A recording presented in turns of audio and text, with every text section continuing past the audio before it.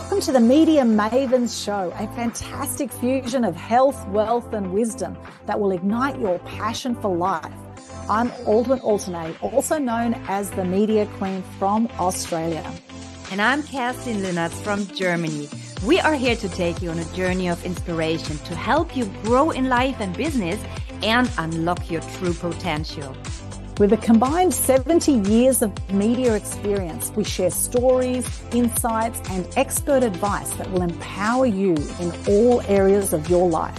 The Media Mavens Show is not just another show.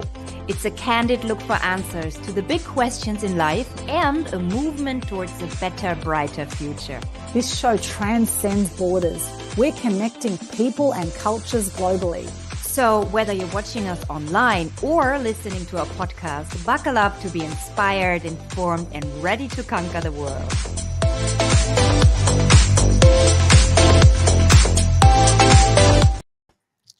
Oh, yes. Welcome, welcome. Media Mavens Show episode. Welcome. Our first show, welcoming a guest. We're so happy to have her here today, Linda Morrison.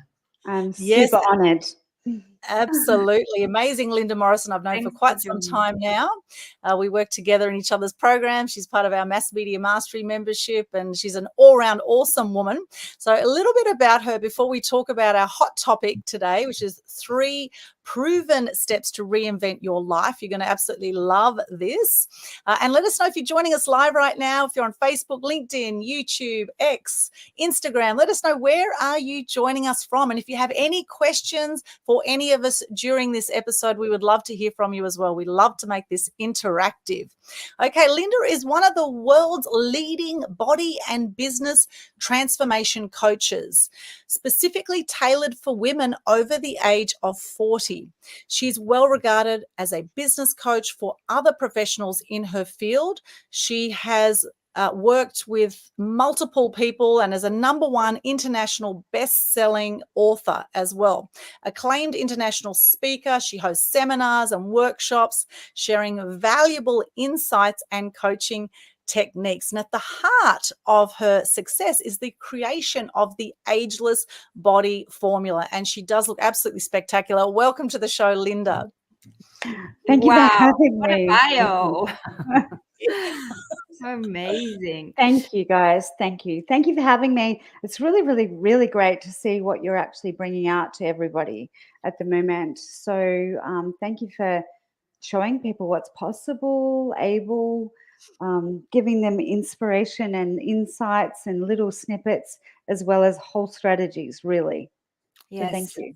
It's so important to share, and it's the same about your work, right? So what we like to ask our guests very often, and I like to ask that anyone that I work with, the big why. I mean, there's even books written about that, and you are influencing so many people. I mean, a #1 best-selling author, so thousands and thousands of people have been inspired to a better life through your work. And why is it that you do what you do? What made you do that? Young. When I was little, it was just be good at what you do and be good to people. I think that's like fundamental. So that was that, but be really good. So there was a bit of perfectionism like pulled through all of that. I was born with parents who were just good at what they were good at. So it wasn't many things. I think, you know, my mum was good as a seamstress. My dad was good at with his hands as a tradesman, but also he built cars and he was very meticulous about that, all of that sort of stuff. Also, I was one of 2 girls. So I was the eldest girl. So I always say I was the eldest son. So I got to go along with him to all of the things, all of the footy, all of the sports, all of the car things, and I loved it. I absolutely loved it. I picked up lots of stuff, and also I learned to be around all sorts of people, all that sort of stuff. So that was that.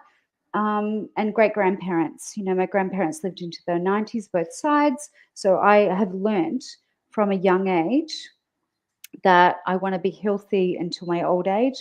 Also, I grew up with a sick mum, and I had to look after her. So She was disabled in many ways, so I had to look after her. So I learned to be that person. But every single stage, my parents just kept on nodding, listen to your teachers and do a good job and work nice and hard.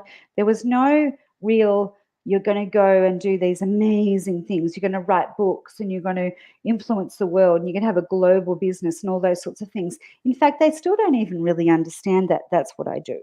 You know, even my children who are grown-ass adults, I like to swear a little bit. So they don't even really understand what I do either. So I at each and every stage, I just go, oh, there's no one really doing it to the standards that I would do it. So I look around and I go, I'm just going to do a little bit better and see how I go. And I'm just going to keep on going. And I wasn't born, you know, I just went to state schools that I could walk to. It was a surprise if I turned up to the last year of high school.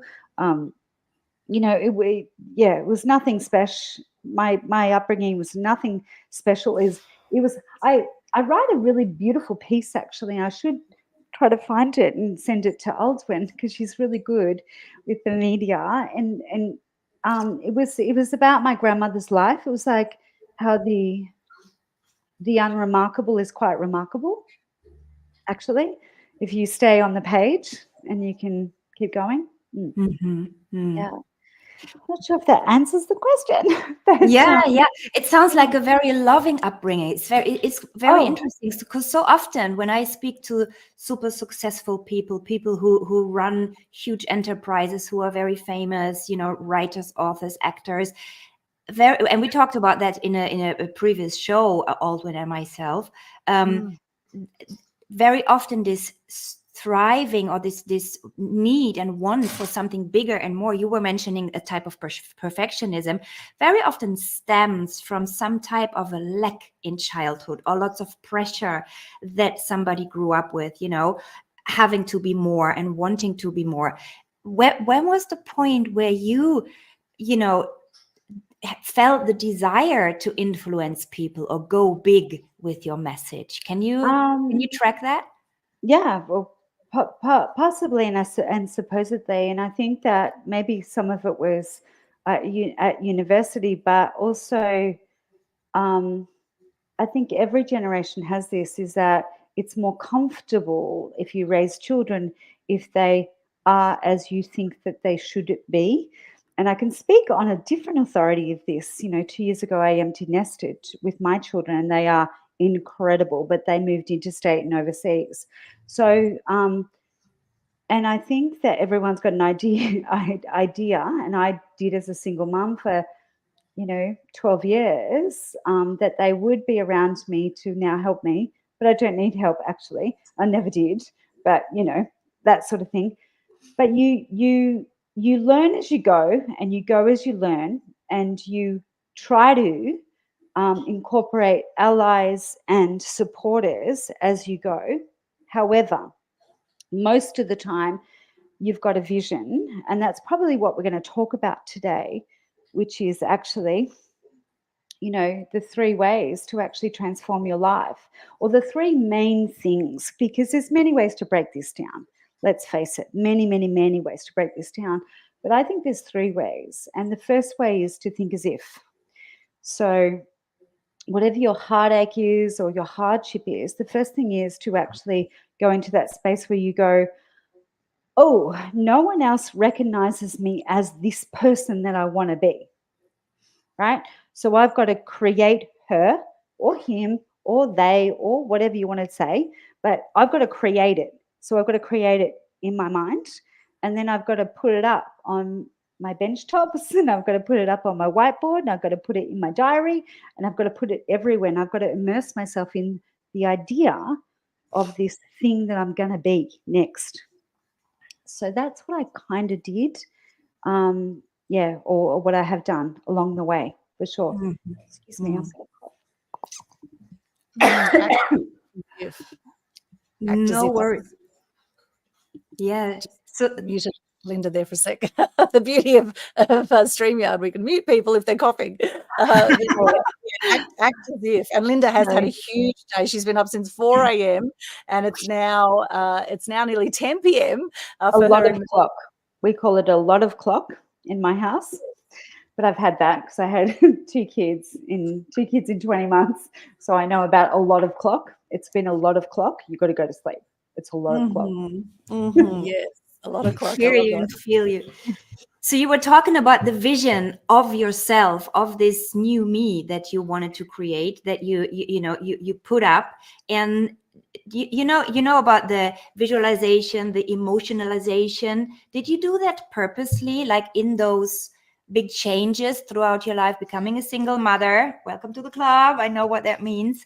And then still working, still going for that big career. Did you do that like consciously, creating that vision and then going in, what if it's already there? Or what do you mean with what if? So that's really a gorgeous question, a fabulous question. So when I'm a behavior change specialist, and I'm really good with strategy and structure and things like that. And I work with athletes as well. If they don't train or they don't eat broccoli when they should, or rest on the couch when they should, or take their ice bath, like we know, like, it's like, it's almost like science, like it is like science. It's kind of the same with other things as well. But way back when I went to university, I ended up in studying psychology and sociology and all these other things. And I was only 17. So I was like, had all this stuff actually come upon me. And I was like, there's a whole other world out there, as we know there is. Even if you live in a little village in wherever, England or Australia or Germany or wherever, it's just, there is a whole other world out there. So when I saw all of that, what I did actually see straight away was the streams of anybody could actually take a structure, a mindset, strategy and a mindset, and take them anywhere. So you could be a little child who has a slight skill to do something and go to the Olympics or whatever. That fascinated me right from the very beginning, but I didn't recognize that. And I don't truly recognize that until now, until I actually break it down. But I've managed to create that in my own children. So my children are on those trajectories as well.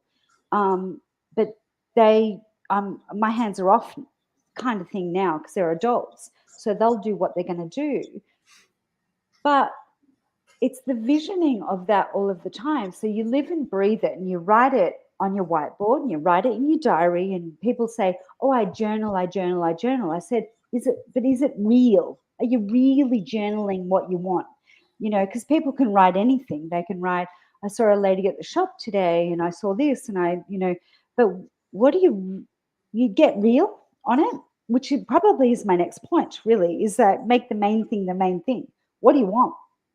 Because we don't have the bandwidth, we don't have the space, we don't have anything unless we're actually moving towards what we're engaged with and what we're interested in. The rest will get 10%, 5%, the rest of the percent, or it'll be an annoyance and it will kind of take us away from where we should be going, right? And we can all relate to that, right? That's the basics. So make the main thing the main thing. So once you know what you want, get a strategy, and then don't look at shiny objects. Like, actually move towards what you're actually wanting. But the hardest question to ask anybody, men, women, anybody, is, what do you want? What do you want? It sounds so simple, but yet it is so difficult for so many, no? So let me start. So we have step one, the vision, the what if, and then the number two, focus on what you want. I actually call it the art of saying no. That's a process I'm taking my clients through. The art of saying no, focusing on the pivotal one and just letting go of all the mundane many's, all these options, all these distractions that are coming and that are keeping people away from. I totally agree. Something needs to go. If you want to go to the next level, something needs to go. Like, if you want to go to the next bit, the next stage, the next trajectory, the next whatever, something needs to be let go of. So for some of my clients, because I get to work with loads of women over 40, they go, I just really, really, really, really, really like making all of the meals in the house. I'm like, okay, cool. Great. I don't mind cooking, actually. I quite like it. And it's been part of my development of all of my businesses. But you got to actually break down how much time that takes you. And also, does it need to be you, all of it? Or how can we fast track some of it? Or, like, let's be real. Let's be real with it all. But what else can go? What do you hate? Like, I hate vacuuming, I'd rather be on my hands and knees washing the floors with, pads on my hands than I would be vacuuming. Like I actually hate vacuuming. But, so get rid of that, get somebody else to do that, and then you get to be closer to you who you're absolutely needing to be. Absolutely. So these are already some little action steps, actually from the wanting, getting to the doing, to then get to the being. But how do you support people, or what do you recommend to people? I hear that so often, that people have something they want to be or to do, or they have a vision and they feel where they want to head. But for so many, it's difficult from actually the wanting to the doing. And this topic of procrastination, so many people circle around their wishes, and then it might be too late. So what do you recommend to those on the fence to actually get into action? I think that you need to, if you want to be something else, you need to do it as much as you possibly can now. Like as much as you possibly can. So, we all have obligations and responsibilities and all of the rest of it. But if you want to be something, you need to be that now. So, I don't know. Does anyone know Elvis? He didn't have the money for the clothes to be Elvis, but he went and got them to be Elvis. So, it's a little bit like that. Be that person now, and then the rest gets to flow. But you got to be it every day. Every day, every day, every day. I think the hardest thing, and being a sociologist and psychologist, like studying all of that psychology, sociology, is the hardest thing is that you think you're going to get thrown out of your tribe, and you will. Which brings me to the third point, which is have your hype girls, have your people around you that actually want to ascend you and not take you down. So that's really my third point on the 3 points of changing everything, because they will. So, if they see you changing too fast for their palate, how do you say that in German? I'm not sure. Palate, for their taste, for their ability, for their. So if you move too quick, they won't like it. But it's okay. You're still a good person. You still got principles and values and all the rest of it. But one of the biggest fears for anybody, and I believe men, women, or anybody, is being thrown out of the tribe. And absolutely. Yeah. And do you think, you're mentioning men, women alike, but still, unfortunately, is still the case that women are less relentless when it's about going after their career, going after their goals? Do you think there's a connection, from the mental state, or from how we're programmed evolutionary, that for women, this fact of getting thrown out of the tribe, maybe not being so present for children. This is this ever ongoing discussion. When you're a woman going for your career, you're a bad mother. When you're just taking care of your children, you're not going after your career. So it's in the public perception, at least in Germany, which claims to be so family friendly, but it's really not. It's difficult. Me being an entrepreneur, always have been self-employed my whole life, being a single mom for years, it is not very family friendly, the way the society is structured, the way that a woman who's going for her career is looked at, being talked to, and so on and so forth. Do you think there's a link between women more often giving up or giving in to a mediocre career. And there's no blaming in here. I'm just saying why there's less female leaders still. Do you think there's a connection with being stronger connected to the tribe? Funny you should say that. I've done a huge amount of research of that 30 years ago when I was at university, because I have a women's studies degree in sociology. So thank you.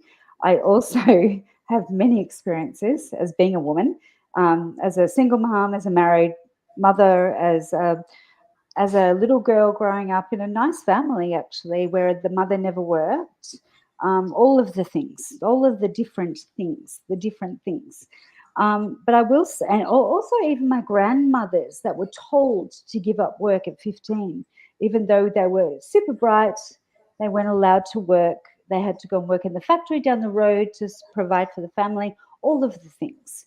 So here's the thing, and there's many, many, many more examples, and I get all funny about women because I think they're incredible, but they hold up the community and the tone of the community, what's accepted and what's not. And also we need everybody to contribute to that community, not just the women, but the good men and all of the stuff, the good kids coming up as well, not the entitled kids, the good kids, right? Do well by your parents, get your license, help the family, help the grandmothers, do it all of that stuff. So I totally get you. But I think what is being lagged behind, and we have science around this, we also have stats, is that women don't know how to do it all, and they are exhausted. Exhausted. So that's why when I became divorced, created an online business out of nothing, thin air. We were still on Skype. I didn't know how to run my online business. I made $1 million in 18 months. I did everything. Didn't know how to do it. I had a 12-year-old and I was being financially abused, and my husband was like, marrying someone else but still wanting to be with me, and all of the stuff. And what did we do? We got on with it because I had to provide for my children. I was the breadwinner. So I decided to be her. I decided to be her because there was no one else. But also I wanted my kids to see me be her. And so it's in it to be, like, let's face it, I want it. So that's enough, right? And that's another thing. Maybe that's the fourth point, because even though we've only got 3, is that I just want it, and why not? I want to see what I can do. If all my grandmothers lived into their 90s, I'm only 50-something. So I've got a long time to be hanging around.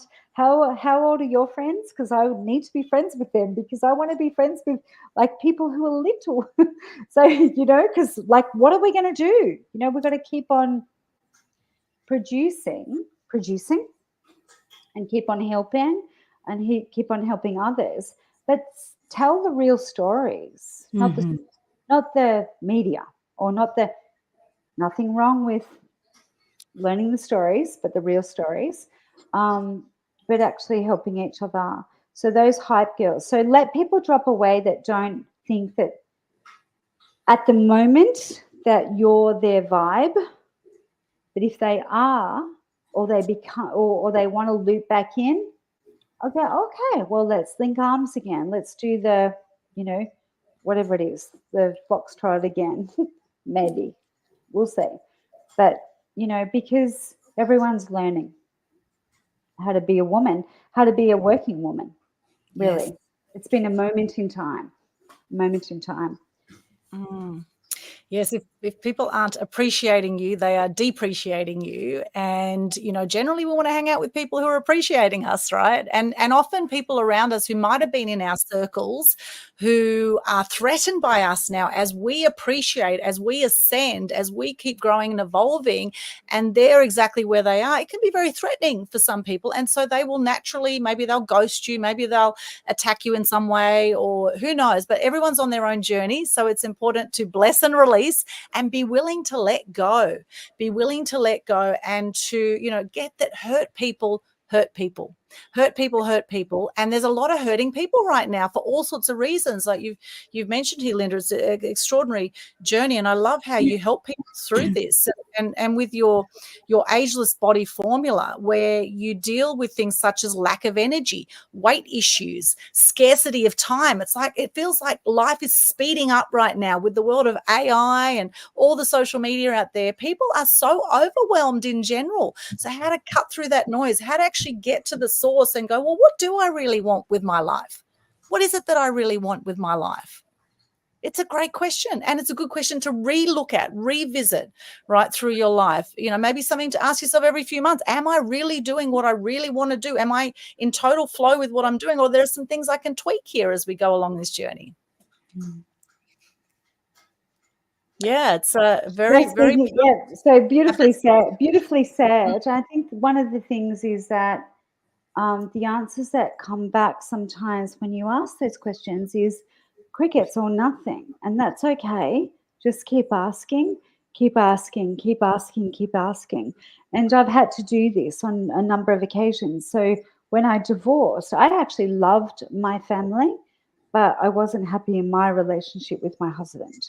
So I loved my family. So every second Saturday night, when I didn't get to be with my kids because they were mostly with me, when I created all of my online businesses, this is going back 11 or 12 years, I would actually say to my ex, what are you doing tonight? Because I didn't know what to do with myself. I actually didn't know. I was a 40-year-old woman. I didn't know what to do with myself because my entire life was looking after my mum and my family, you know, my born family, then looking after the next family, and even my grandparents. I was beautiful at looking after them as well until they passed. And then I was like, oh, now I'm on my own. It's too quiet on a Saturday night. What do I do? What does a 40-year-old woman do? So then that's a whole other thing that Kirsten and I can probably talk about. But it's like all of us, but it was like ugly out there. I was like, I don't even know what this is. But I didn't know what to do, so I had to reinvent her. So it's like, right, you're a breadwinner. You got to show up. You got to do Monday mornings. No, like you got to do your workout. You got to come back home. You got to be, you got to like get into your suit. You got to like do your thing, right? You got to be the breadwinner. So I reinvented her. And now that I'm empty nesting, very happily that my children are unbelievably confident, and my son is probably going to go to the Olympics playing lacrosse and all of the things. But I'm just like going, I still have to reinvent me. I still have to go, who am I now without children? What does that mean? And I'm sure many women can understand that, even if they're partnered in a stable relationship with kids still at home. Average age for kids to move out now is like 28 in Australia. My kids left it gone by 20. God damn it. I wish they were still here. but they're just independent. They want to be in London and, you know, overseas and doing this and that. That's fine. That's cool. But I've still got to reinvent myself. And I think this is an ever-going, growing and going thing, just as it is the next phase, where if you are partnered, you will outlive, generally, as a woman, your husband or partner. You will, right? Yay, women. Whoop, you're amazing. But you got to reinvent yourself again there. So women do it. They do it every week. They do it every month. They do it every year. They do it every stage. They do it all the time. So the thing is that you make the main thing, and you be her, and you don't get caught into people's negativity or, you know, the mainstream media negativity. You create her, and you be, or him, and you be just whatever cool thing version that is for you. And you find allies, hype girls, hype boys, hype people around you, mentors, coaches, and pay for it to escalate. Definitely pay for it. I always have. Yeah, absolutely. And what is your, you know, I hear you talk about reinventing yourself. I hear you talk about this it sounds like a heavy time with your divorce, and you were the bread giver and you were the caretaker for your mother and so on and so forth. So what is your hands-on everyday tool to what saved you from not getting into a victimhood, because this is what happens to not only women, also men who undergo extreme, maybe traumatizing events, losing their jobs, getting a divorce. Not all divorces are harmonious and happy. It can get very ugly, especially when there's lots of money involved. I've seen the most horrendous things, like battling for money, battling for the children being instrumentalized. What is your recommendation for people to not slip into victimhood, but to stay proactive and to not lose the belief in themselves? Because women and men alike, they can lose sight of the grander vision of themselves when they undergo those heavy times. What do you recommend to do every single day to keep getting up? Awesome. Oh, awesome question. I would say this is that I grew up with a disabled mum. She had rheumatoid arthritis. She was very sick, and I watched her through 4 hip replacements when I was a child, and I helped her through those. And I was the kid in charge of the house, and I cooked dinner at 9 years of age. I think Alden knows a bit of this story, but but actually it was a gift, to be honest, because what she had is the ability to be able to talk to us and converse with us, because that's what she had. She had no physical ability, but she could connect. So I learned to connect. And I think that's what I really learned to do. So that's been a gift in my businesses, in my life, in all of the things. Now, many people find that uncomfortable, right? Because you're actually connecting.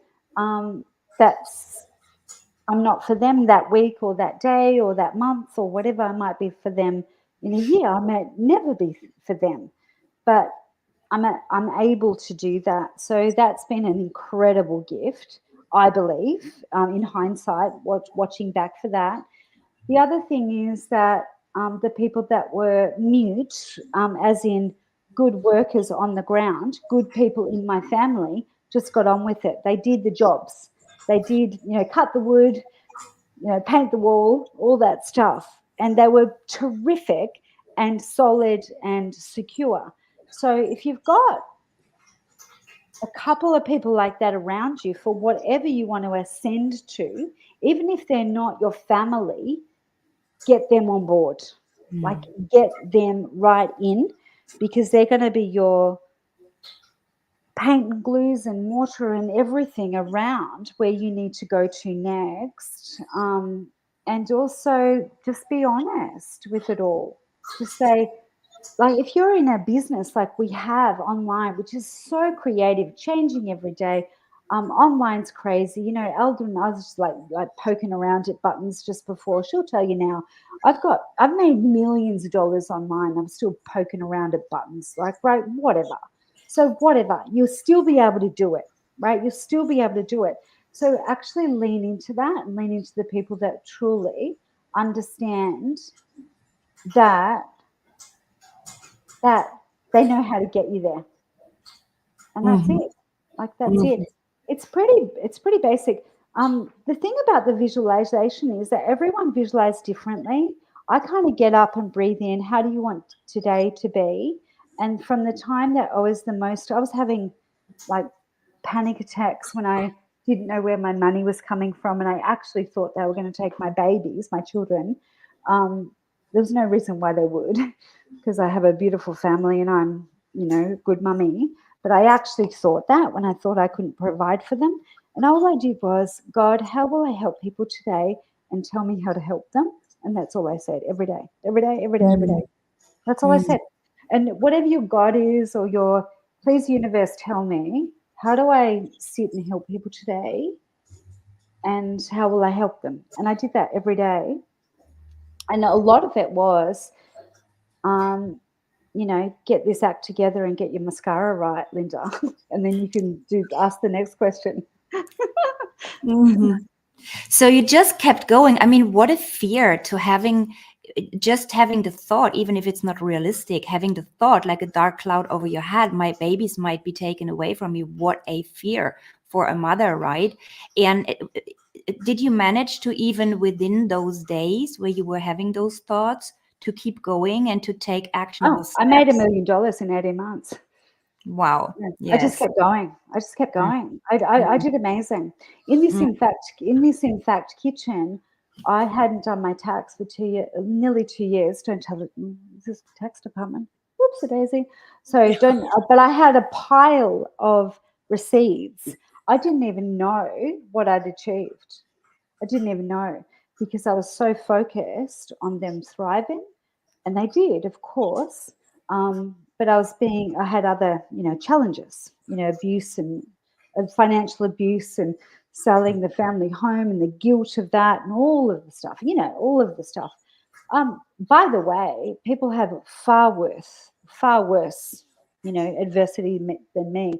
But I got up every day and I went, who will I help and how will I help them? And I drew them in, and many of them still my clients to this day. But I sat here with the seeds, and I went, like, isn't someone for this?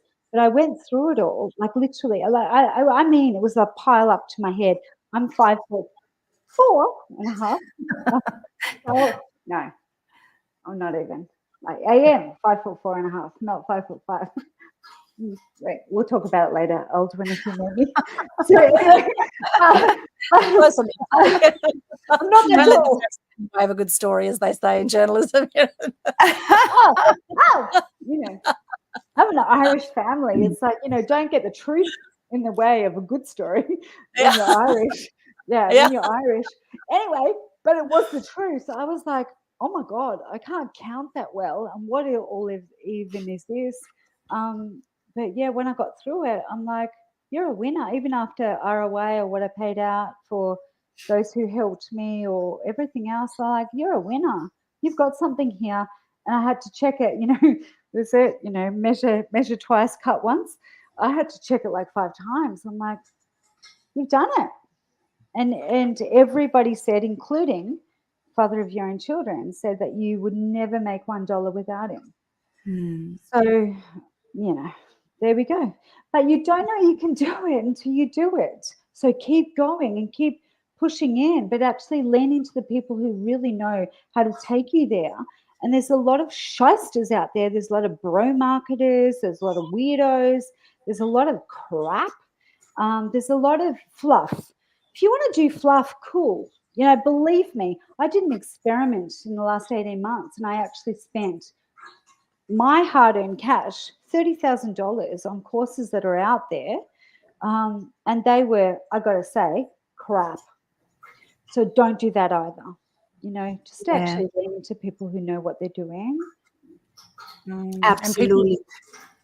And people who have the care factor as well. I think that's really important. I think a lot of people selling these online courses, they just want the quick buck, but then there's no support afterwards. So having that ongoing support or access to that with whoever you invest in, I think is really important.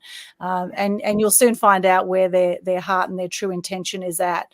And I think bringing the heart back, I think, is so important. I love, Linda, that you connected to source. You put out that, when you were down in the dumps, you're like, I don't know how I'm going to make the next bit of money, but you trusted, you tapped in, you tuned into source, and you said, how can I serve? Because there's no greater purpose than being of service, right? And the more that you serve people, the more it shows up with finances. Of course, that's like an exchange of energy. If you're helping and serving people, it will naturally come to you with abundance of finances and in all sorts of ways. However, if you've got a real poverty mentality, which you could have had, Linda, you could have actually, could have gone down the dumps and gone, oh, well, it's all over. They'll take the kids and whatever, and, gone and drank a lot and smoked a lot and did whatever. As I do cry. Well, that's okay. It's all right. We've got tear ducts for a reason. That's, I cry all the time. I think it's a beautiful thing. And I think that's something that a lot of people also suppress is tears. And particularly guys, this whole boys don't cry thing, I think it needs to be thrown out the window. I mean, boys don't cry. They're going to suppress that sadness in their body in some way that's going to turn into anger, and it's going to have all sorts of physical ailments if you don't let it out.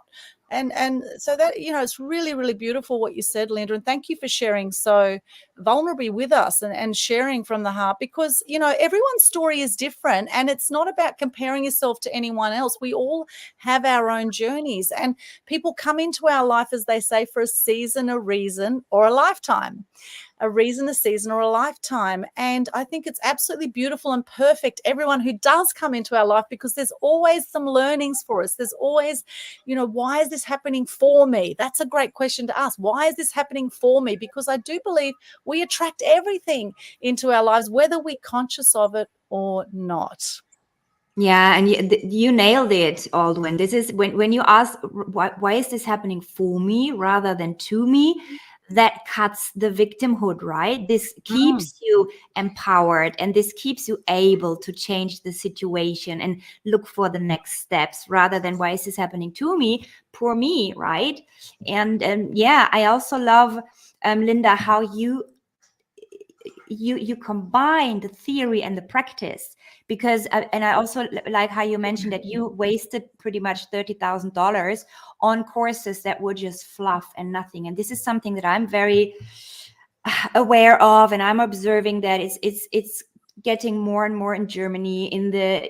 In America, it's been going on much longer already, and I think I don't want to say dangerous is too strong, but you know, I think I'm missing the responsibility, and I think it's a threat to people who are open and vulnerable. You know, this whole wishing to the universe and just praying and wanting and not getting into action. And I like that you're showing an example of, yes, believing and connecting yourself to the source, but you need to take action in the real world if you want to reinvent yourself and make a change.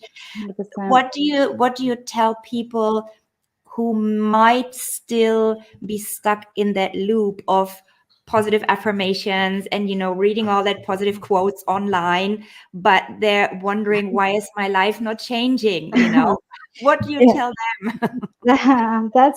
That's very, very sweet. And I've got a few different things, because I grew up with my practical life.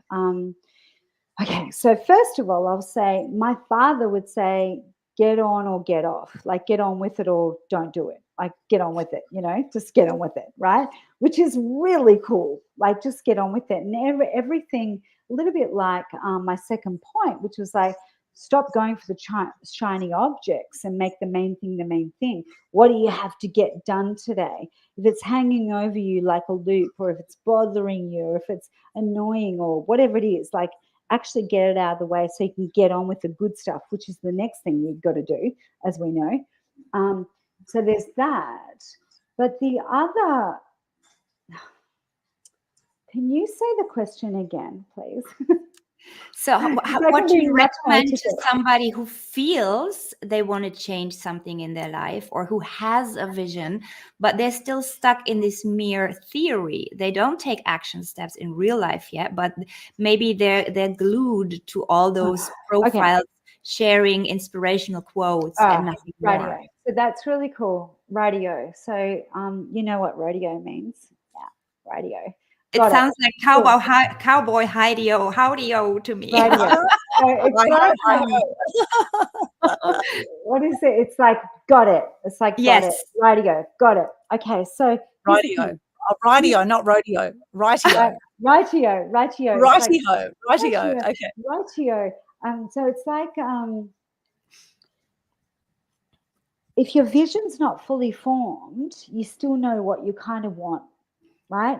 Because there's all this thing, it's like you've got to have this Instagram ready vision of what you want. A little bit like your body, if you want to transform it and drop a few dress sizes, or the house. Like, you know, my house is half finished, but not totally finished.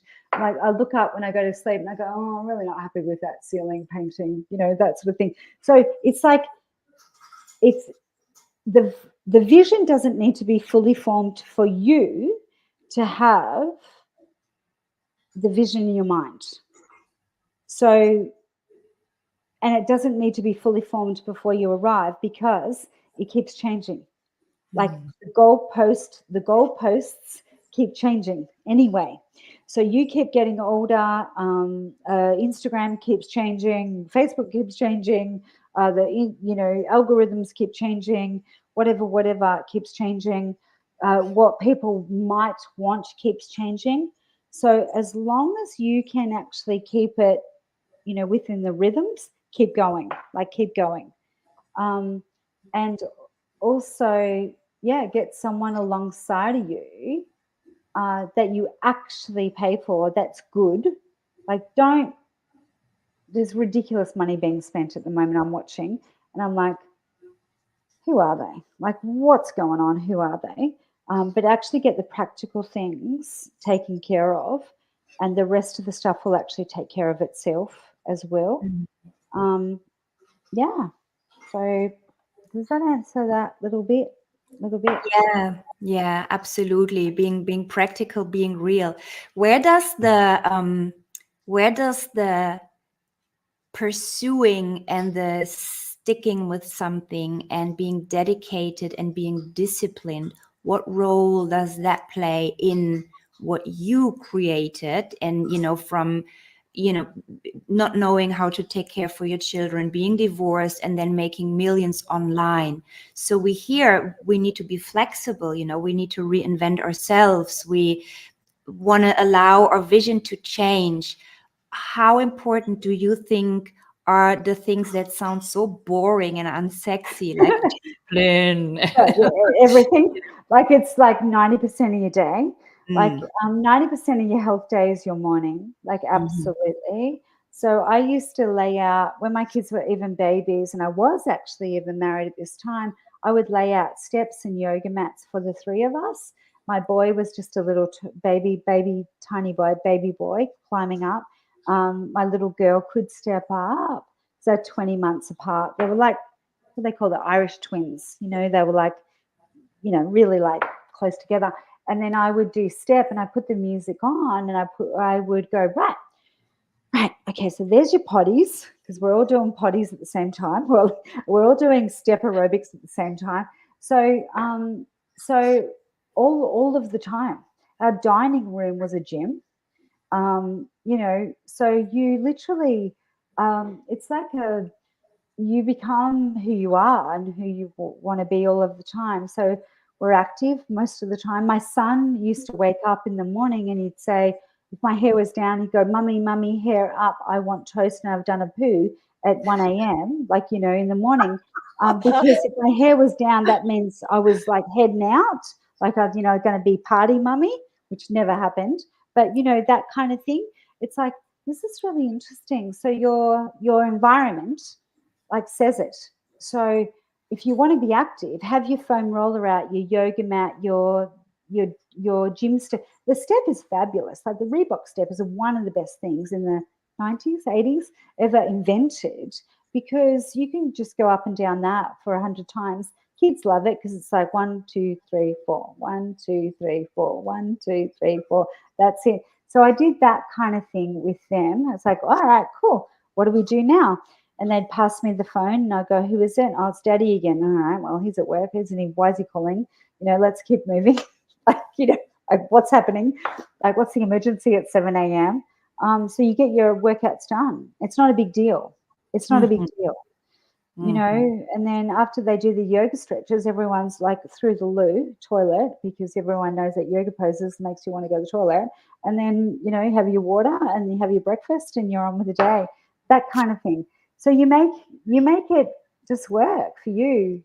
My backyard is I've got Olympic bars. I've got all of it. It doesn't cost a lot to actually do your practice.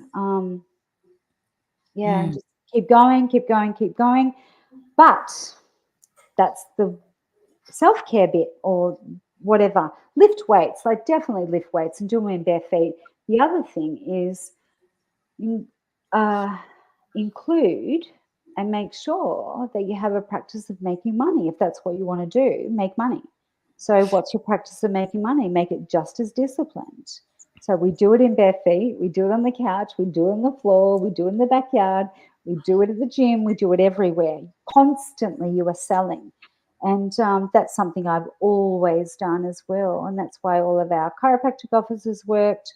Not you're selling, oh, you know, whatever. But people will say, oh, my auntie's got a sore neck. It's like, oh, okay, well, cool. Well, you know where we are. You know, just come on down. You know, cool. You know, and whatever. You know, you're not going, oh my God, everyone must be your customer, but you are everyone's solution when they've got a problem. That's the difference. And you can still be that online. And being known as that solution is a huge thing, right? Is actually being patient with that journey. And particularly now, it's very much about omnipresence with your marketing. And as they say, only 3% of people are actually ready to buy from you at any one time. So it's actually being known as that solution when they are ready to buy. Now, I think it's absolutely perfect we're having this conversation just before International Women's Day, which is on the 8th of March. It's not too far away. And interesting, in your bio, Linda, you created a collection of inspiring stories from various women in 2020 to coincide with International Women's Day. Can you share a bit about how that came about, and can people get a copy of that book? Yes, they absolutely can. So I can give you that link. But they, well, okay, so one of my major degrees is women's studies, and how I happened upon that is because of sociology and psychology at the time. But when I look at some of the stats that we were moving through at that time and now, unfortunately, there's not a lot changed actually. So people still need to learn how to be in as a working woman, or how to decide to be as a working woman. But I must say that my trajectory and my advancement is a testament to what is possible. And it's not perhaps what everyone wants to do, but I gotta say it's blown me out of the water as well, because as a blonde woman who was a fitness freak and someone who worked in a gym, I was never taken seriously. Even when I had 2 children, by 29, I was still not taken seriously. And then by 40, I was still not taken seriously. So as it goes, right? So you've got to create a new thing. So the International Women's Day, if you've got a voice and you're born in any of the Western countries where you've had an education, please stop pretending that you are not clever or good or have something to contribute, because unfortunately our sisters, others, have not been born into this privilege, and it is privilege. And believe me, as I said, I never went to a private school. I was never told I was smart, nothing. So I was never told I could be an author. In fact, my sister's a smart one, you know. So just go and do what you want to do, and just be really super proud and stay in your lane and keep going with what you want to do, and just don't give up. You know, we as women are going to be here a hell of a lot longer statistically than men. So keep establishing yourself, reinventing yourself. Love that. And what would you say to people who might be a bit stuck? Like we've talked about, okay, asking the question, what do I really want? Am I really doing what I love? What if someone's really stuck and they just have no idea? Where would you start with them? Oh, if you're stuck, move, keep moving. So walk, listen to this sort of stuff, listen to any of our stuff. Keep moving, keep asking, because women aren't used to being, I believe women aren't used to being asked, what do you want? No one asks me that, even to this day. What do you want, Linda? Like, no one asks me that, but I ask people that every day because I work with women. So they're not used to hearing it. So if they don't answer, just wait and just say, it's okay, get back to me, you know, but please keep on asking yourself, what do you want? Like, what do you really want? What do you truly want? and keep developing that, because they're truly not. They're women are fabulous and terrific and wonderful receptacles and facilitators of the world, carers and all of the things. They are also somebody who wants stuff. So let them answer that question, but they've got to hear it a lot. Yeah, I love that. Keep moving. Absolutely. And that momentum will build, of course. And Bob Proctor has a great video on, or the late, great Bob Proctor, of course. He died in his 80s, and he did what he loved right up until his death at around 84, I believe. And he has this video about how to find your purpose. And his answer to that is do what you love as much as you can. Do as much as you can of what you love every single day. And that's a great place to start, because a lot of people say, I just want to be happy. I just want, well, okay, what is it that makes you happy? What is it that lights you up? What is it that when you're doing that thing that you have that flow and that joy about you? And that could be anything. Said. Yeah, beautifully said. And we're in a world now that if that is in fact cooking or working how to get stains out of my top that I couldn't work out the other day, like I want that person. You know what I mean? There's a whole YouTube, like there's a whole business in that, right? There's a whole, like in this day and age, that's incredible. Like imagine telling that to our nanas, you know, when we were little 50 years ago. Like that's, you know what I mean? So keep going. Yeah, absolutely. Do more of what makes you happy. I've got this, carved from wood, like a big black sign. I've got that in my hallway. When people enter a house, it's the first thing they see. Yeah, I heard a nice quote, and I love those entrepreneurial podcasts as well. And regarding the things to do more of the things that you're passionate about and how that brings along better health and more success, somebody called it a volume game. It's a volume game. But anything that you do more of will increase. It's a law of nature, no? And anything you do more will rub off in your life. Linda, your latest book, if I understood right, is The Ageless Body. You were saying you're just redoing it and tweaking it a little bit. We'll get to that in a minute. And I hear you keep moving, keep doing. You've had your yoga routine, the Reebok steps.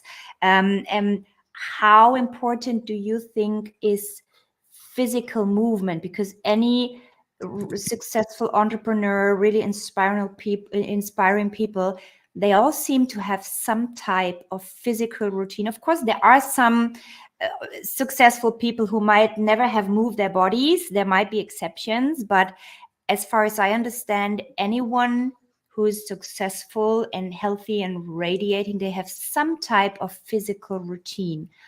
How do you link that? Yeah, I would agree with that. Well, it's my it's my everything. It's my sanity. It's where I go if I'm tired. It's where I go when I'm happy. It's where I go when I'm sad. It's where I go when I'm trying to wake up, which seems to be taking a little bit longer now that I'm older in the mornings. But there's some sort of movement. And even if I cannot bring myself to think about a complex workout, if it's something rote. So we are naturally attracted towards something rote. What I mean by that is walking, running, swimming, of a rhythm, because that brings us back to the womb, brings us back to the beat, right?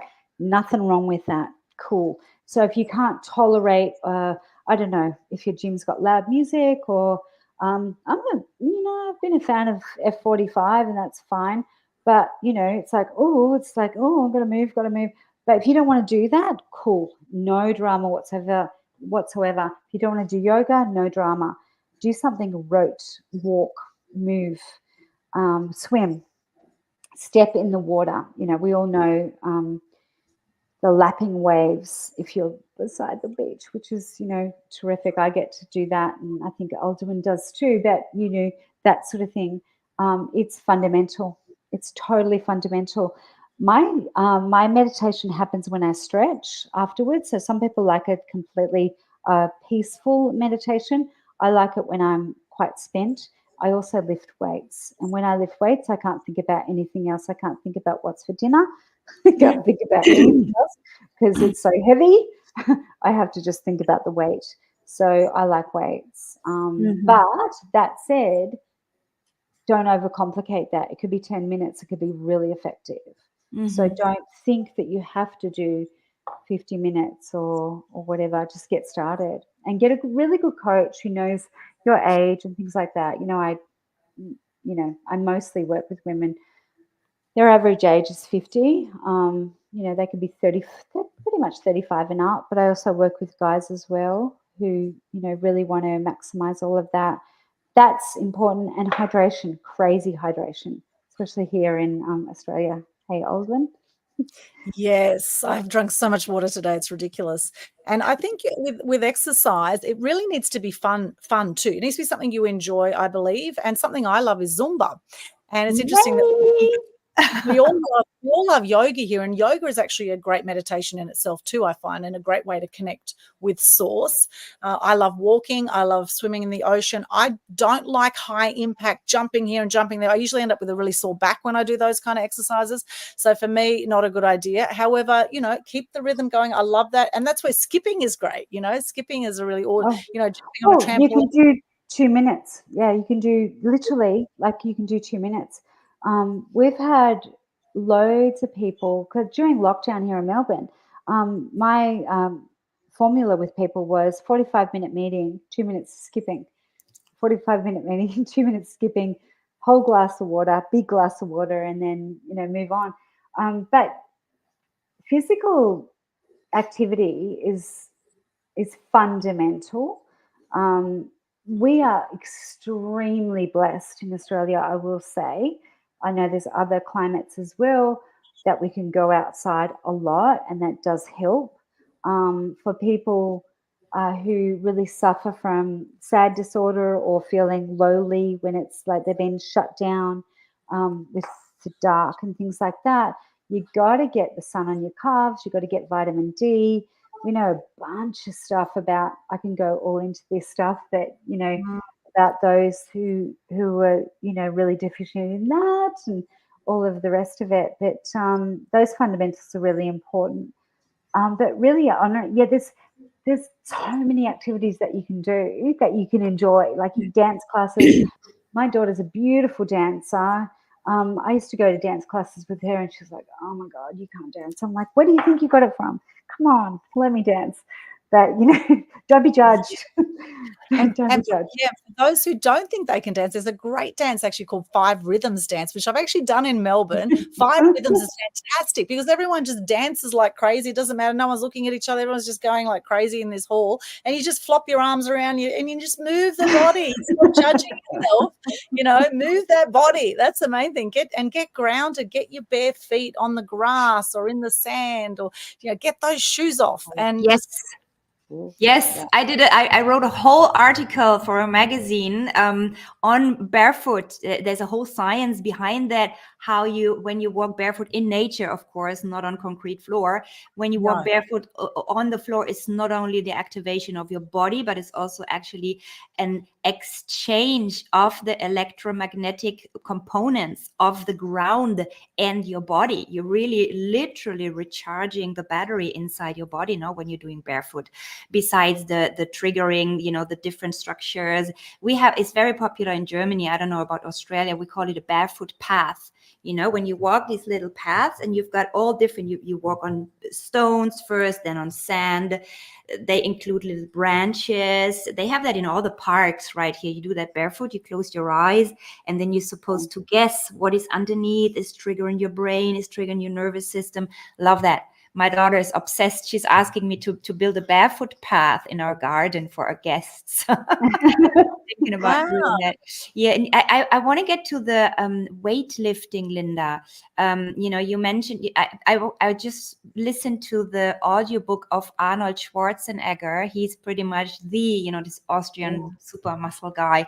He was the one who made weightlifting popular, right, in the 80s. Of course, yeah. I made my children watch his video. Yeah. He's such a met him. guy. Yeah, I interviewed him once. He's such a sweet guy. He's such a gentleman. He's really intelligent guy. He was underestimated when he was young, by the way. He's a great example of reinventing yourself. Strong recommendation. Get his audiobook. His book is amazing. And he was emphasizing how important, speaking of an ageless body, weightlifting actually is. This is not only about the looks and getting a toned body or, a pumped body for men or a lean body for women. This is the package delivery I mentioned before the show. I'm not answering the door right now. I'm just ignoring it. But, building muscle is actually so important, is paramount if you want to stay healthy, not 100%. Only because to walk straight up to a very old age, but muscle actually gives whole different components to your body than fat, Well, muscle, yeah. So if I can speak into that, if you, are inviting me to, that I would say that muscle is your immunity. It's your immunity. It's your stability. Also, even more so than when I was, I was taught, way back when I was 15 to weight train well. When I was dropped, basically what happened, I was very, very sporty. And my mum said I didn't enjoy dance or the sports that were for girls. And so she started dropping me at the gym at 15 and a half. So I wandered in there, right? And I was looked after by adults, basically. So I went to aerobics classes, which was really fun and all that stuff. But I found myself in the weights room and I found myself with big bodybuilders because no one went into the weights rooms. And they taught me how to weight train as a young girl, little girl, because I'm not that tall. And they were gentlemen, they're really polite, and they saw that I was strong and they wanted to, I'm quite muscular, but, they saw that I wanted to learn. And I learned right from the beginning. But what it gives you is stability. And I think at the moment, what's happening in the world with these silly, internet and devices and running here and running there and all of the rest of it, our lives are simpler, but they're not that stable. They're a little bit kind of, so grounding yourself with whatever, a squat, a push-up, a sit-up, a deadlift, the basics are the most important thing to do. And they're also what the body needs to do. So I'm a human movement graduate. So those basic things are the things that the body needs to do.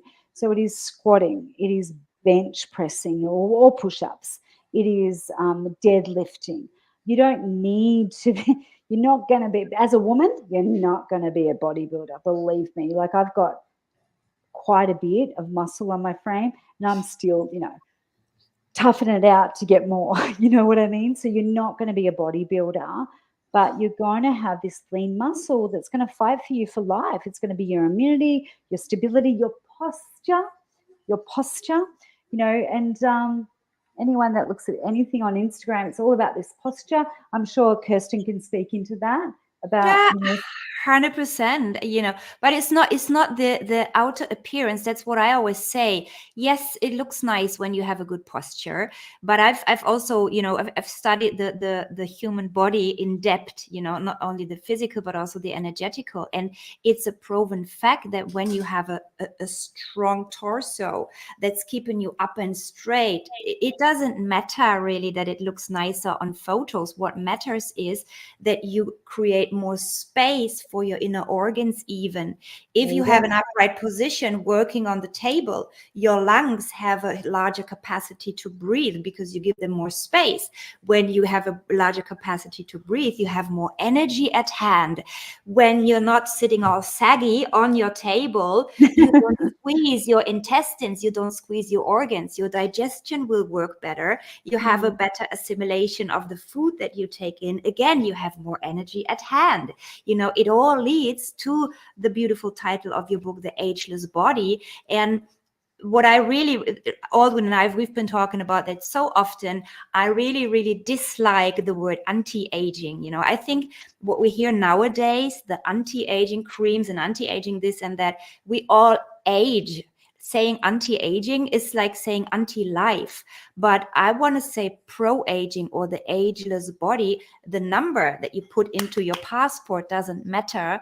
What matters is the state that your body is in, and a strong physique, which comes with weightlifting, which comes with straightening up your body.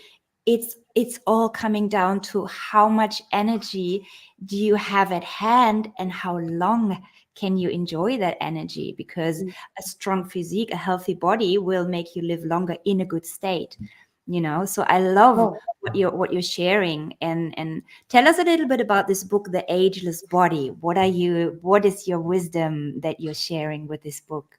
So it came, what's really super interesting is I wrote the book before I wrote my online program. And my online program became, my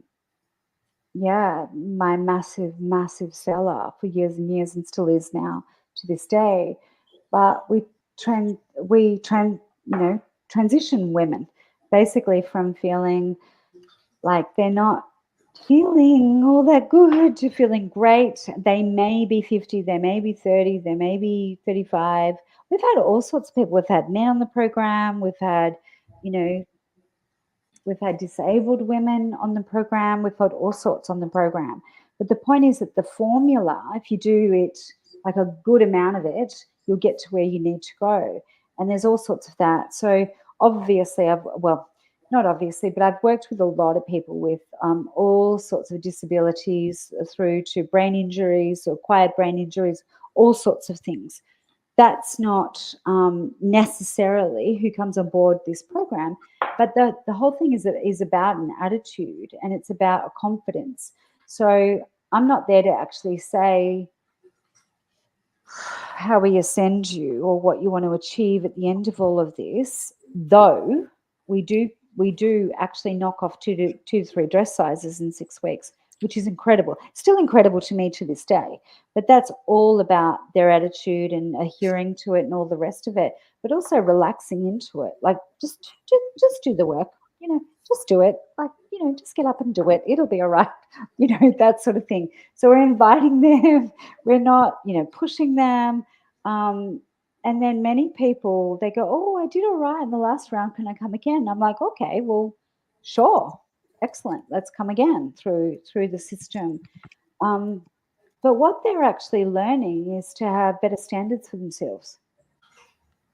They're learning to have better standards for themselves, and it's okay to ask for those. In fact, I did a live quite recently about that. It's like this whole thing about, you should be happy with that, and you won't lose weight over 50 or 40 or 60 or whatever you're told from your doctor. It's like, if you're not happy with that, then you just go, no, I don't want that. And it's okay to ask for what you want. It's okay to say, I'm just going to spend 1 hour on my own workout today, or my own bath for that matter, or my own, food prep for that matter. It's okay. Apart from little baby tiny children that you might need to look after, all the adults in the room can just look after themselves. So you know what I mean? So so that sort of permission needs to be a language that needs to run through everything that we do, from our careers to this age thing, whatever that means.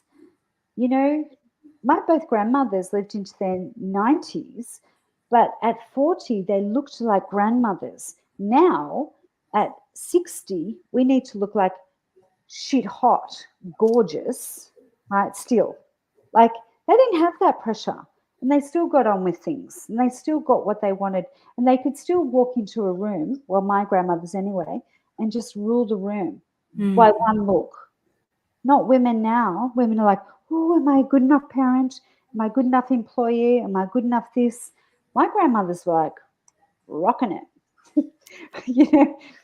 I don't know. Things have changed. So that's what I mean by ageless. It's like, get on with it and get on with what you need to do. And if people don't want to get on with your program, maybe they aren't the people, or maybe they need to learn a little bit quicker.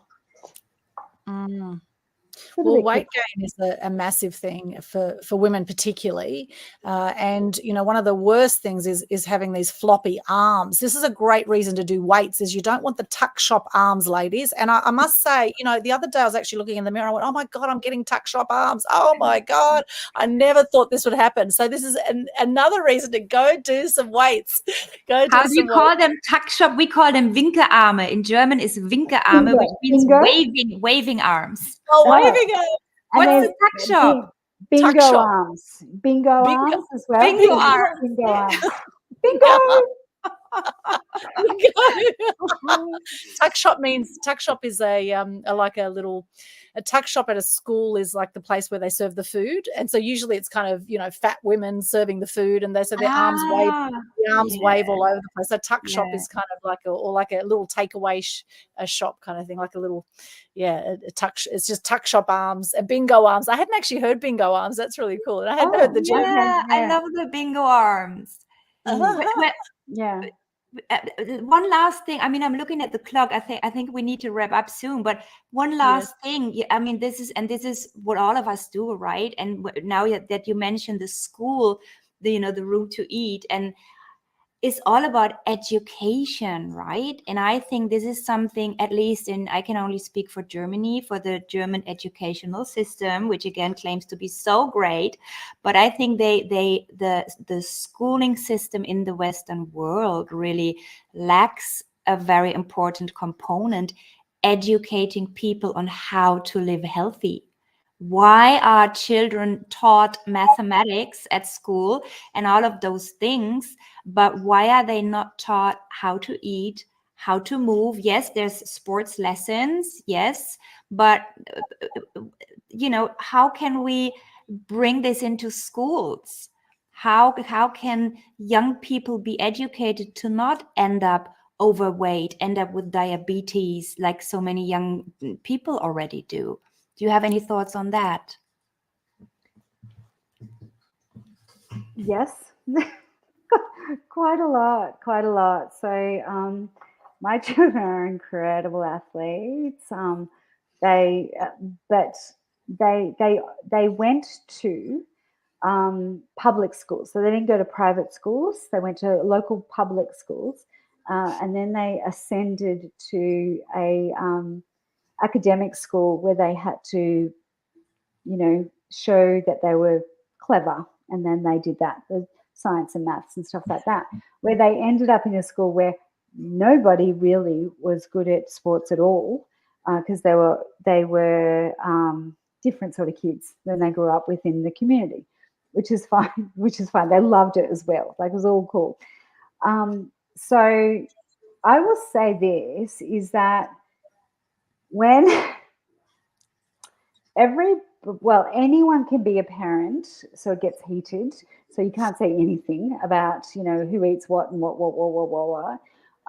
But I gotta say that generally, education is really good. Like, the kids actually know, whatever home that they've come from, that they should eat the broccoli over the, burger, crap burger or whatever. Because home burgers are pretty good, actually. I've have made them for my children. But as soon as you get into that, it actually, and there's a lot of parents that will actually say, hey, listen, I've told my daughter that she can't eat that, but they actually don't practice it. So I come right back to, the apple doesn't fall too far from the tree, and the kids will do generally what you do. And that's it. Like, that's kind of the end of the story. And I'm very happy to say that their father is similar to me, that we're not together. That's why my kids have got a certain practice around stuff. Yeah, of course they like chocolate and ice cream and, whatever. But actually they eat, the bulk of their food is incredible. They've learned how to cook because I've taught them how to cook, because they've watched it and all that stuff, and all that. Yeah. Mm-hmm. So that's basically, if you want your kid to be something, then you be that. Yes, leading by example. In India, yes, I was going to say that. That's what we say in India, where I lived for 7 years. Monkey see, monkey do. Yes. Yes. They get a copy of Yes. what, of their home. Yeah. It's just a download, and they'll, and then, I'm getting a certain amount of like, I do as a woman, as a mother, I get a certain amount of, and this is the really full disclosure here, is that, oh, you're not as smart as our father, but actually they kind of learn the stuff, because they see it every day. So whoever they're with, they're getting the tone of it, the whole thing, the whole stuff. And yeah, smart.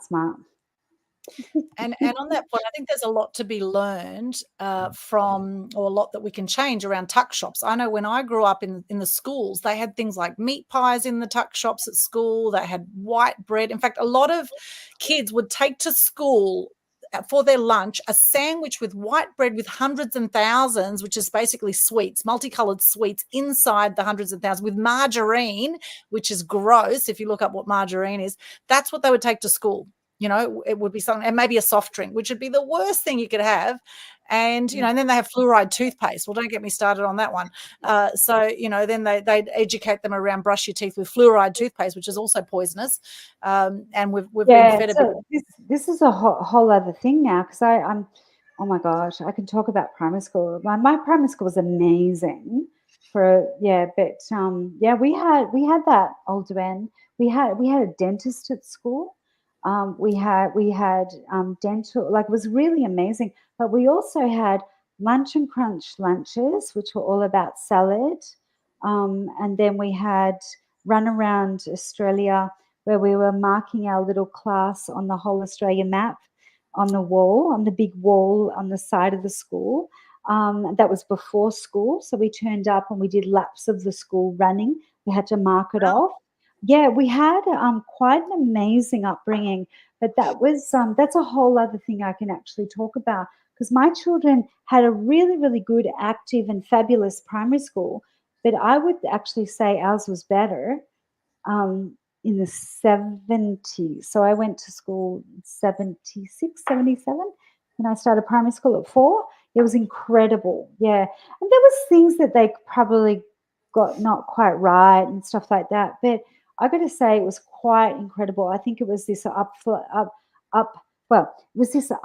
affliction of, we're going to make Australia and their athletes something to behold. And that was all it was that kind of time. It's quite interesting, actually. I can talk more about that, because I had a wonderful time at the primary school. We had classes outside under trees. We had loads of sports, inter-school sports. Yeah, it was quite incredible. And that went on to high school as well. Which school did you go to?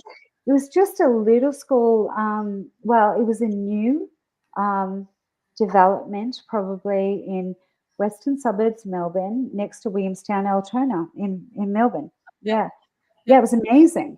Whereas my school was in Sydney, which wasn't quite like that at all. I was in the Northern Beaches area of Sydney in North Balgowlah, and it wasn't like that. I mean, we did have, we played tennis and we did sports and things like that, but the tuck shop was full of crap food. And interesting, even at hospitals now, you go to hospitals, they feed people white bread. They feed people sweets that are in hospital, sugar. We've got the sugar epidemic going on as well at the moment. And, I think everything in moderation.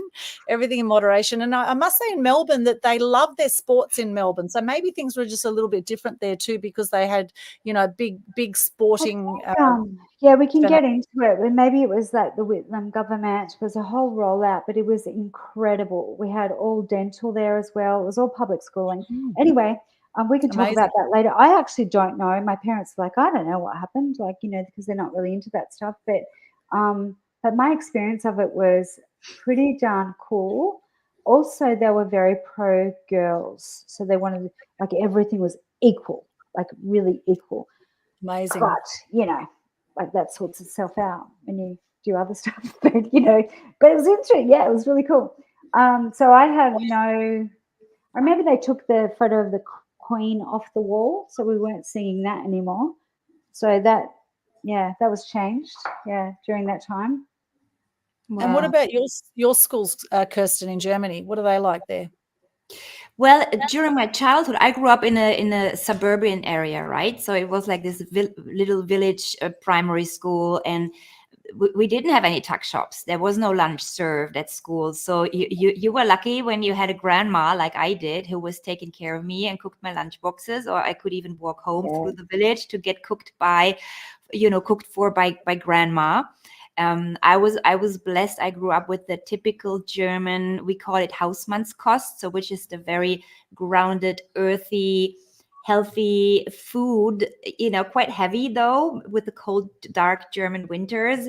But I grew up with only homegrown fruit and vegetables. That's what I try to instill in my daughter nowadays.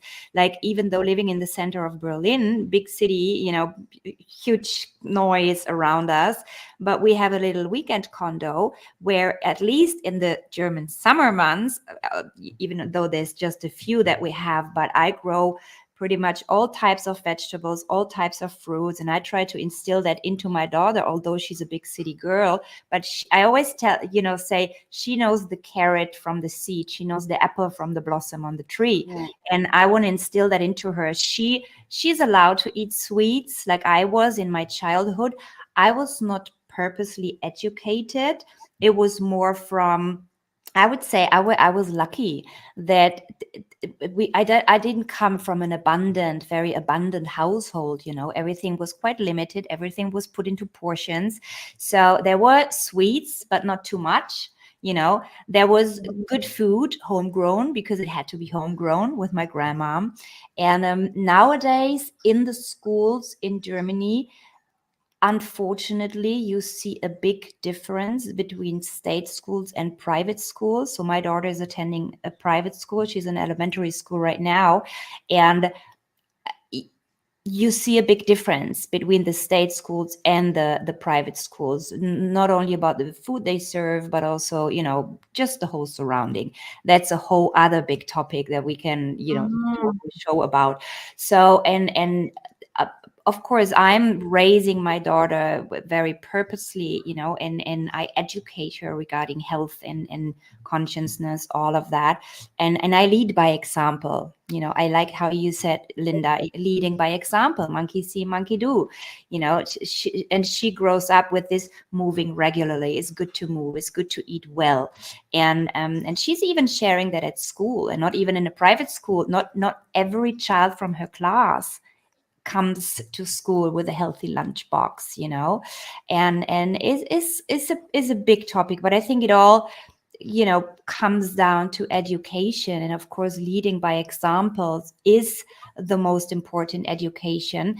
And those children who are not blessed with conscious parents, who don't grow up around positive examples, well, I think for them it's important, no, that education at school is as good as it can be. Yeah. And maybe it's down to us as educators for grown-ups to educate those people who 100%. are supposed to educate their children, because not every child grows up in a conscious surrounding. Yeah, 100%. Oh, 100%. There's a tone. Yeah, there's a tone. And that's what communities are built around. And that's why we're kind of speaking, whether you're a parent or not, or get to be an aunt or not, or sister or not, or whatever. It's like that's what kind of keeps the tone of communities. And we've got this ability, which blows my mind. When I went online, immediately, my first clients, New Zealand, then UK, and then USA, and then anyone who can speak English, because I only speak English. Sorry, my daughter speaks many other languages, but I do not. And I just went, oh, this is incredible. So you just keep a tone, like folding back in, and I think that's the most important thing. And also allowing different languages around this stuff to move back towards what's the main thing. Because if we want women to thrive in business and beyond, and in life, then they need to have a language around it. And we're just learning. It's just new. It's like really super new.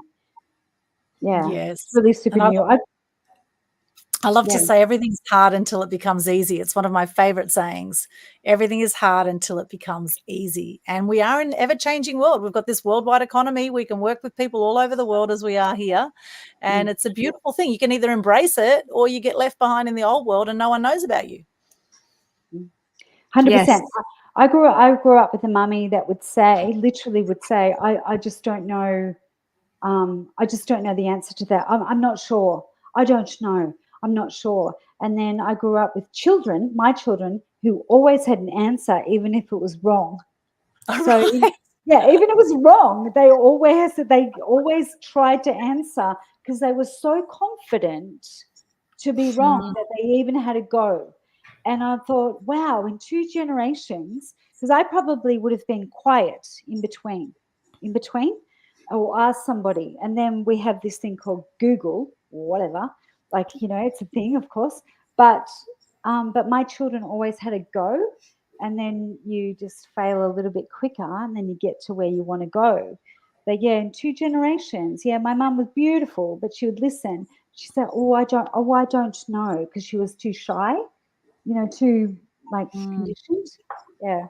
Yeah, because we were taught to be seen and not heard. We had Encyclopedia Britannicas back then. We didn't have Google. Now everything's just at your fingertips. You can look up any answer. In fact, I just found out that Bob Proctor died at 87. Just want to get that fact right. Make sure we got that fact. Yeah. We let that add to that, because I said 84, right? Bob Proctor died at 87, living his absolute love. And I think Linda's face has frozen in a shot. I think Kirsten has as well. Oh, okay. I Okay, still see my face moving, but maybe the that's right. That's a hell of a. I would. Let's.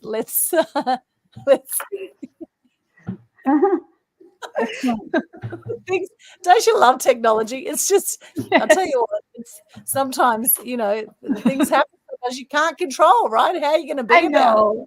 I know. There she is. There she's back. Gotta laugh. Gotta laugh. Honestly, you just gotta laugh nowadays. Yes. I think we take it way too seriously. Yeah, and that's another, I think that's one of the biggest secrets. Do you know that in India they have laughing clubs? I lived in India for 7 years, and the Rotary clubs there, I mean, it's the elegant business ladies and gentlemen, right? They meet in their nice suits. They meet in a park. I attended some of those meetings. It was hilarious. And it's, again, a scientifically proven fact that laughing stimulates your immune system, your health, not only your mood. And they actually, you go to that website. It's the International Federation of the Laughing Clubs or something. I think their website is like ho.com. It's hilarious that you see all these fancy Indian ladies and gentlemen meeting in the park. They come as couples. They're all fancy schmancy. And then the leader of the session, he welcomes everyone. First time I attended, I could not believe my eyes. It was amazing. And then they start to warm up. And they literally, it's literally fake it till you make it. And what happens, your diaphragm starts to wobble and you cannot stop. You have to laugh. And they actually start with like, ho, ho, ho, ho, ho, ho. And then they do all of these exercises until after half, they go for an hour or two. And after an hour in a public park in a city in India, you see 40 elegantly dressed couples rolling around on the floor, cracking themselves up. And you can't be but being happy in the end. And it's healthy. So as much as we should cry once per day to free our soul, to get rid of the heaviness, we should laugh once per day and be silly. We have that so often, Alvin, right? When we have our meetings, I have that with my daughter. I'm the silliest geek ever, and children love it. And as you say, don't take yourself so serious. I think that's another very big, not even, it shouldn't be a secret to an ageless body and an ageless mind. No, cry and laugh and don't hold back so much. Yes. Yes. I love that. Yeah. So you might have been in the middle of saying something, I don't know, but that was one hell of a frozen shot we had on you there. Right. Fabulous. I don't know. I don't know. Didn't touch anything.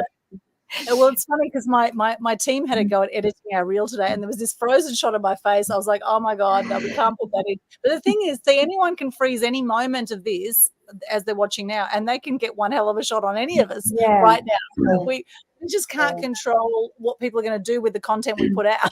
Right? That's exactly right.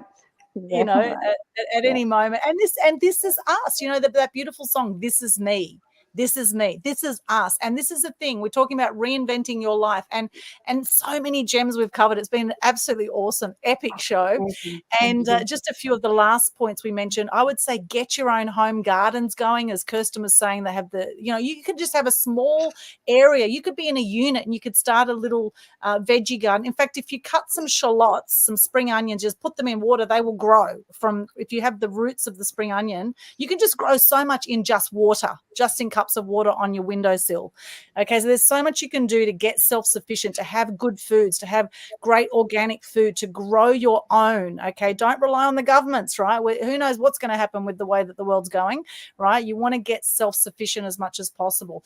Exercise, so much passion, live your passion. There's so many gems in this story we could go back. Are there any final words on the topic, Linda, before we start sharing links, etc.?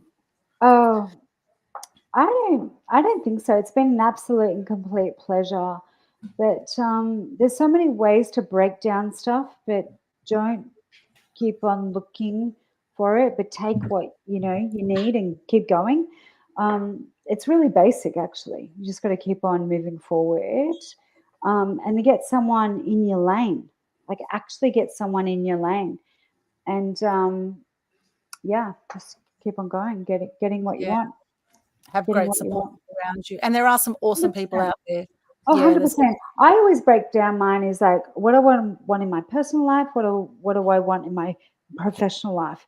That's how I do it. My ex used to have me on courses where there was 12 topics, and people come out from America and told us about 12 topics. I was just overwhelmed. I'm like, I just want it basic. So that's how I do it. Where's my personal life at? My relationships? You know who you need to communicate with, your children, your parents, your sister, your brother, your this, your that, your boss, whatever it is, whatever it is. And then you've got your professional life, and where do you want to ascend to on that? And make sure that's a thing. I was never taught that. I was never taught that at school. I was never taught that when I was married. I had to learn that at 40 plus. How am I ascending this? And no one taught me that before that. It was just a bit of a kind of like, we should teach her to read, that sort of thing. It was a bit of a like, she'll be right. She's attractive and she'll marry well and all that. Like still at that time, it was a bit of a, it's not serious. I had to learn that. So make sure you've got that as a whole road. And in that, you've got your finances and your ascension and how you're going to do that and who you're going to get in your lane. Who can help you to make money? I'm one of those people. I help people make money. But I do it in a feminine way, but no judgment. I get told I'm masculine all the time. I'm not. You guys know You're I'm not. so not. No. Yeah. And it's a good point that you're sharing. I hear that so often from my clients that they say, oh my God, you're so feminine and yet such an entrepreneur. And you don't have, there's not a tiny bit you need to sacrifice your femininity to be successful or to be a good leader or a CEO or a boss. There's yin and yang in all of us. And we are just activating the young aspect, the male aspect in a woman, which does not mean that you kill the yin aspect, the femininity. It's just about activating the perceived or named masculine aspects of leading, of being persistent, but that has nothing to do with being a man or a woman. This is just polarity, yin and yang. Just means that you're better.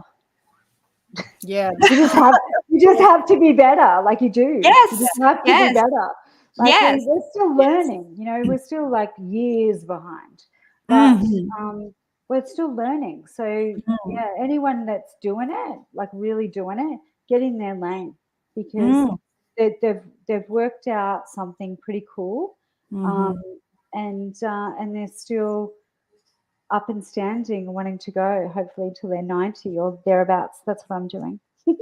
Yeah. Well, interesting. I got back from a week in Bali last night and in hospital today with my 86-year-old father, and he just had a shock treatment done to the heart. He's had 4 heart attacks, prostate cancer, diabetes, pulmonary edema.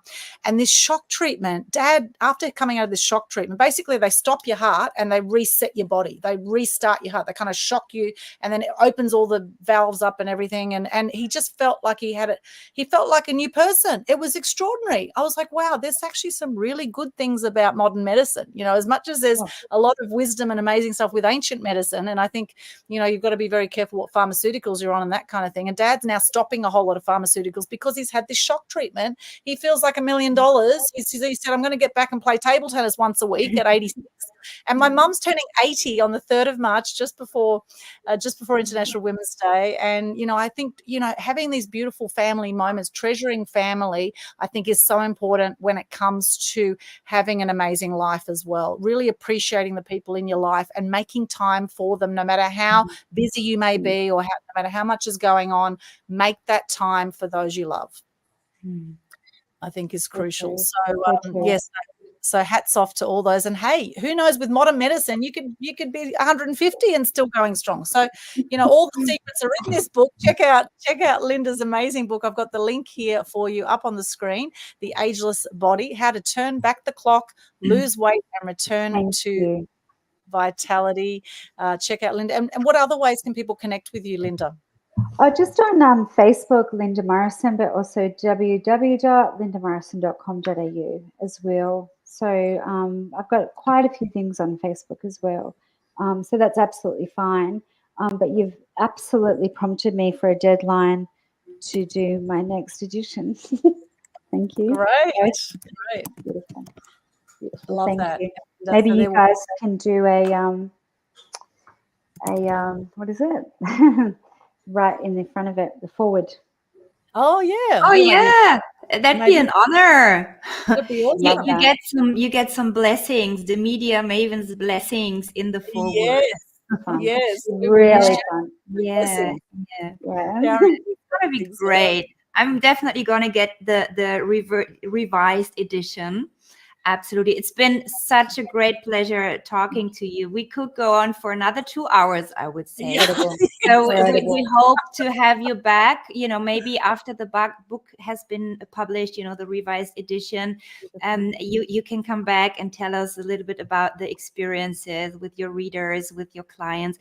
We're wishing you all of tons of success like you already have, and keeping going like you do, and keep reinventing yourself and bless the world with all your wisdom and the wealth of mind and body and soul that you have to share. It's been a great honor and pleasure to have you on the show. Thanks so much for joining us. Thank you so much, guys. You're amazing. Brilliant, Linda. If you just hang with us while we're wrapping up, because we'd love to also have you share in just a moment a favorite quote or saying that you live by. So we'll come back to you on that while you think about that. And in the meantime, how can we connect with you, beautiful Kirsten? Well, there's many ways to connect. You can join my Facebook group, which is you see the link tree right here. It's linktree/Kirsten Linarts. You can join my Facebook group where I do weekly trainings. I've got several programs up as well. There's many of my books that you can purchase through Amazon. They're only available in German and Swedish so far, but we're working on the English variations of my books. I've got my website. It's bebettercoaching.org. There's so many ways to connect, but check out my link tree. You can check out my Instagram profile. Just Google my name, and I'm happy to connect with everyone who wants to work with me, know more, and get inspired more. I love that. And for those who are tuning in on the audio on the podcast, it's linktree / that's linktr.ee/Kirsten KERSTIN. Linartz is LINNARTZ. And of course, Linda Morrison, I'll just spell that one out for you as well. LindaMorrison.com.au is LINDA. Morrison's MORRISON.com.au. Hop in there, you'll see all of Linda's stuff there. And now for our favorite quotes and mottos that we live by before I wrap up. And I thank you so much. All the people have hopped on live too. It's been awesome. Linda, what's a favorite quote or motto that you live by? Well, moving back into what we've actually presented, I'd have to say make the main thing the main thing.